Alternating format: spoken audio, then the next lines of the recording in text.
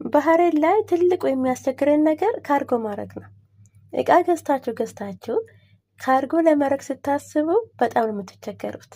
እንደ ሌላ ሀገር እንደ ልባችሁ ካርጎ የሚያደርጉ ሰዎች የለም። ሳውዲ ላይ፣ ዱባይ ላይ፣ ሌላ ሀገር ላይ አማርጣችሁ ነው ካርጎ የምታደርጉት። ከአንድ ቦታ አንድ ቦታ ጠይቃችሁ የምቀንስበት ቦታ አማርጣችሁ ነው የምትልኩት። እዚህ ሀገር ግን ምንም አማራጭ የላችሁ።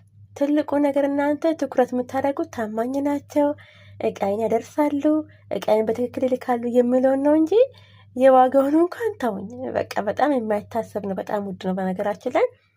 እኔ እንግዲህ ስፈልግ በጣም ጥሩ ሰዎች አግኝቻለሁኝ እና በጣም ጥሩዎች ናቸው እነዚህ። በእነሱ ነው የምልከው።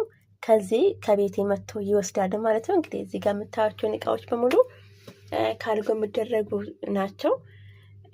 እነዚህ ያው ፔስታል ውስጥ አለ ማለት ነው። በኋላ ስለሚወጣ በኋላ እነሱ አንድ ላይ በካርቶን አድርጎ ያሽጋሉ። እኔ ግን በእንደዚህ አይነት መልኩ አስቀምጫለሁ። እነዚህ ሻንጣዎች አሉ፣ 2 ሻንጣ። ይሄ ትልቁ ሻንጣ አለ፣ 2 ሻንጣ አለ ትልቅ ማለት ነው። ከነዚህ ውስጥ እንግዲህ ባለፈው ይሄኛውን ሻንጣ ከፍቼ ታቻችሁ ነበር ምን ውስጡ እንዳለ። ይሄኛው ሻንጣ ደግሞ ዛሬ ከፍቼ ቪዲዮ ሰራላችኋለሁ ምን ውስጡ እንዳለ ማለት ነው። እነዚህን እቃዎች እንግዲህ ካርጎ ለማድረግ ያዘጋጀሁት እቃዎች ናቸው። እነዚህን እቃዎች እኔ ከዚህ ስልክ ከዚህ የሚልክበትን መላካ እንዲሁም ደግሞ ጉምሩክ ላይ የሚከፈለውንም ቀረጥ እና እስከ ቤታችን ድረስ አንድ ላይ አርጌ ነው ከፍዬ የሚልከው። እኔ ዋጋው በጣም ደስ ብሎኛል።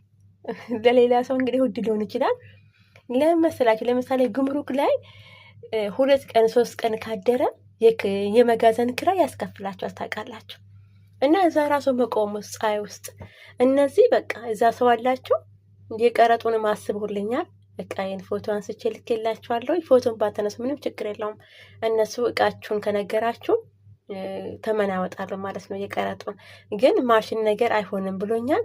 የገዛሁት የስጋ መፍጫ ነበረኝ፣ ሌላም እቃ ነበረኝ። እሱን አወጣለሁ ማለት ነው።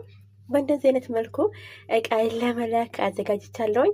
ይሄኛውን ሻንጣ ከፍቼ ቪዲዮ ሰራለሁኝ። ሰላም ውድና ተከበራችሁ የሀናን ሚዲያ ቤተሰቦች፣ ሀናን ሚዲያን ሰብስክራይብ በማድረግ አበረታቱኝ። ባለፈው አሞኛል ብያችሁ ነበረ። ተሽሎኛል፣ ደህና ነኝ። መድኃኒት እየወሰድኩኝ ነው። ምንም ማለት ነው እንግዲህ ልሄድ ነበረ። እሱ ትንሽ ጊዜ ልጠብቅ ብያለሁ። እነዚህን እቃዎች እንግዲህ ወደ ሀገሬ ከገባሁኝ ብዬ ነበር የገዛኋቸው። አሁን ግን 1 አመት ጨምሬ እሰራለሁ። ከ1 አመት በኋላ ምንም ወደ ሀገሬ ነኝ። በተለይ ደግሞ ባህር ላይ ያላችሁ ልጆች ቀጥዬ